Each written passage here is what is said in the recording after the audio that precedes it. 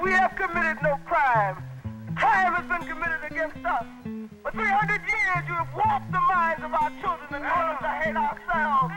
For 300 years, you have made us deny that we are human beings, and yet you expect us to sit back and wait. When we look at the Morrill Hall incident, it comes out of student protest around the Black Studies movement, which began in San Francisco State in 1965. Black, and with the support of white students, protested, closed the school for maybe 2 weeks over the question of reforming the curriculum. The American curriculum was false. It's a false doctrine like so much else. It's based on white supremacy. From there, it spread like wildfire. Students all over the country, even black college campuses.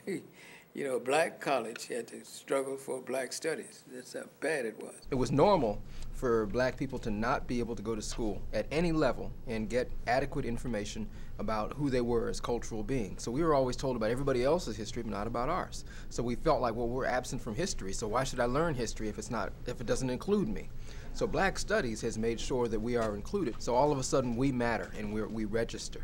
I was born in 1942 in the South, New Orleans, Louisiana, in the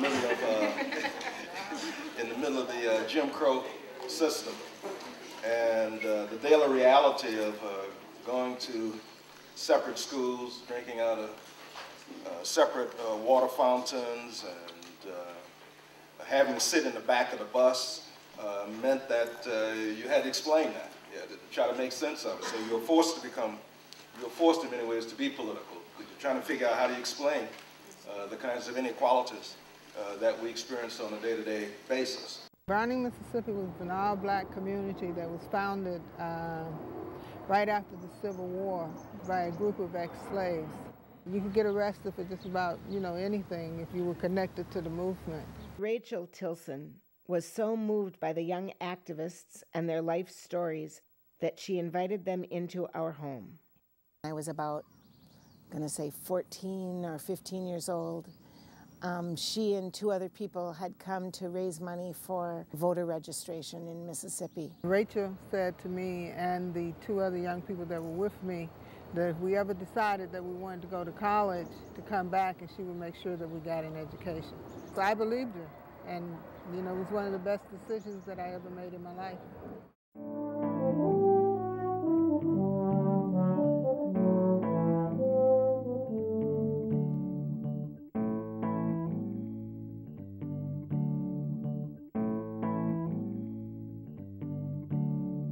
Black students were organizing on campuses across the country during these years, in campuses in the North and the South, and traditionally black colleges and universities, as well as previously largely white universities in the North. And so lists of demands similar to those we presented were being presented by other black student unions on other campuses across the country. Prior to us arriving and taking action, actually taking over the building the previous year, there had been a list of demands, 7 demands that had been presented to the president and the administration. And so basically over a year's time, nothing had been done in terms of a response, at least a viable response to those demands. We had spent a lot of time discussing that because there were mixed emotions and ideas about what it was that we should in fact do if the administration did not meet the demands. And so when we went to Morrill Hall, basically, they didn't, and we came down and took over the building. January of 1968, I was a senior in high school in Bird Island, Minnesota. I was getting ready to start at the University of Minnesota. I do remember the Morrill Hall takeover because that very day I was heading from my class over to Morrill Hall because that's where we would do all of our business and pay our tuition. There was all this commotion going on.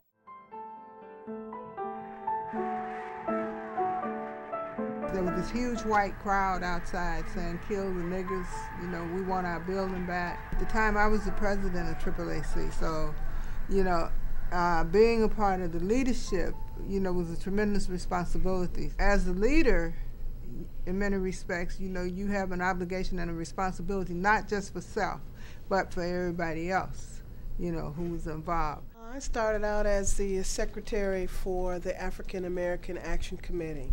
I remember calling my parents and telling my parents that I wouldn't be home because we had taken over Morrill Hall, and that I was going to be there until they met our demands. We knew exactly what we wanted, and we came to the conclusion that we were not going to leave until we got it.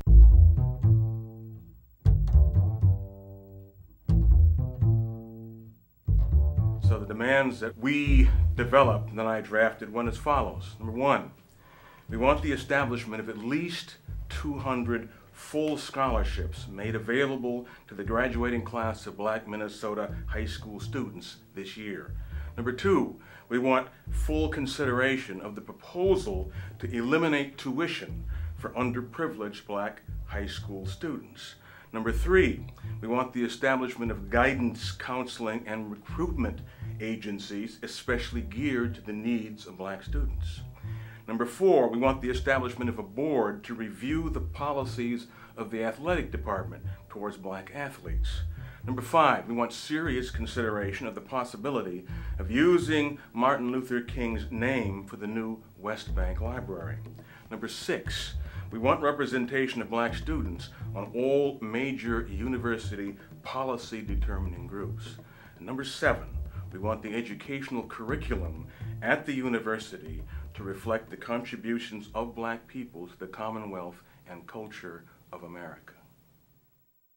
There was 87 Black students on campus, and most of them were athletes. So you had a situation where basically Black students from St. Paul and Minneapolis did not attend the U, because when you look at the athletes and people who were from other places.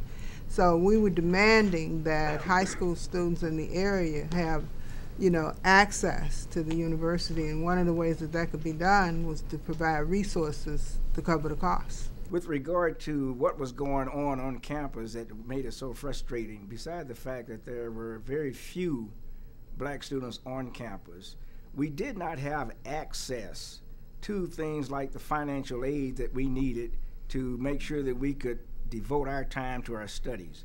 We were in a situation where we didn't know about financial aid, and no one would tell us about financial aid. We didn't have access to those counselors that were going to give us the benefit of their knowledge in terms of how to manipulate and wind our way through the university.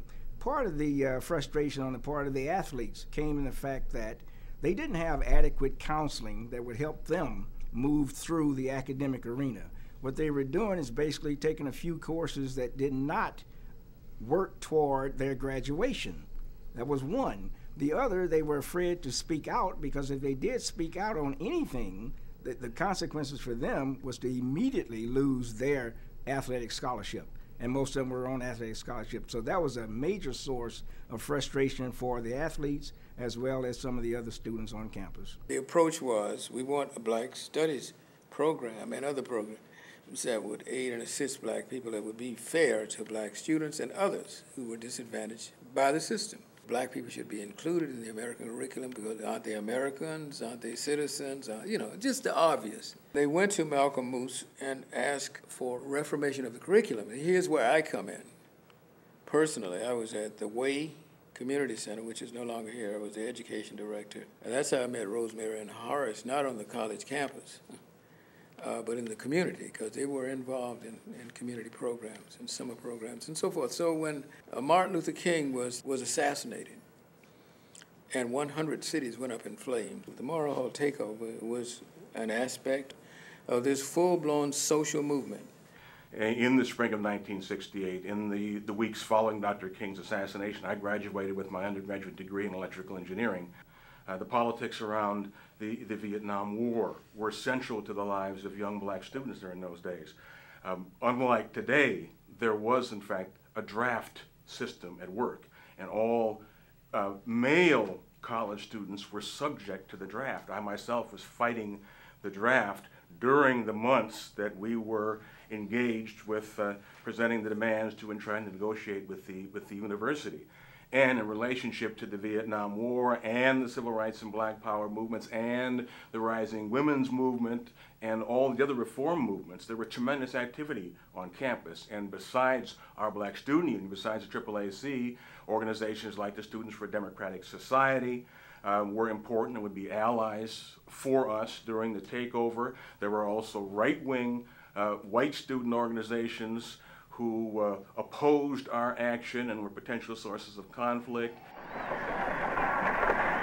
They would no longer simply go to this school that was refusing to consider what was going on around the rest of the country, which was the movement to begin to teach black history.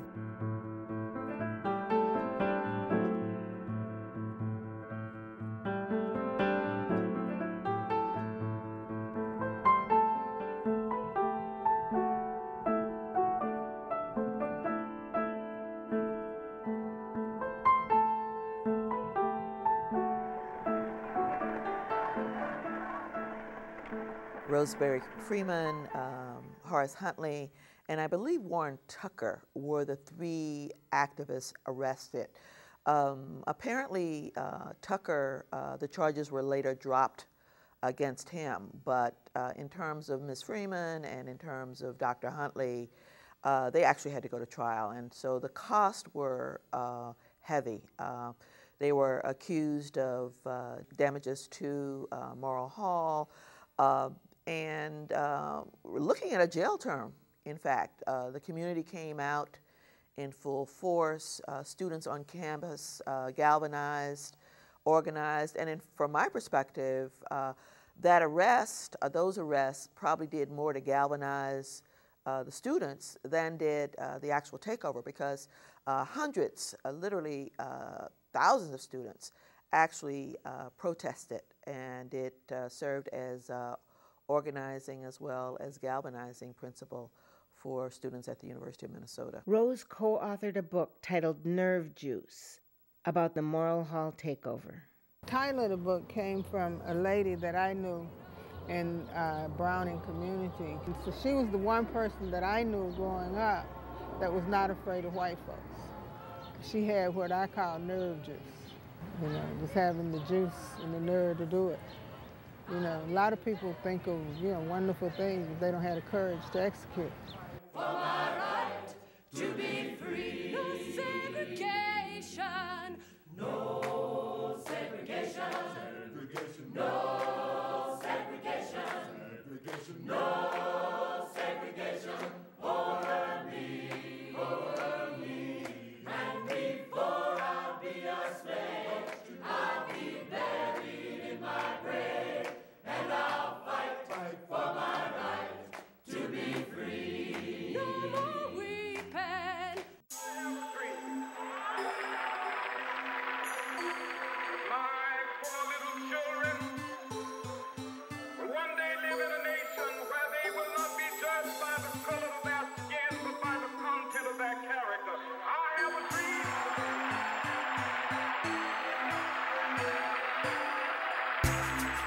I really can't understand it. This freedom we take for granted. They fought so hard and long for. Oh, I really can't understand it. This freedom we take for granted. They fought so hard and long for.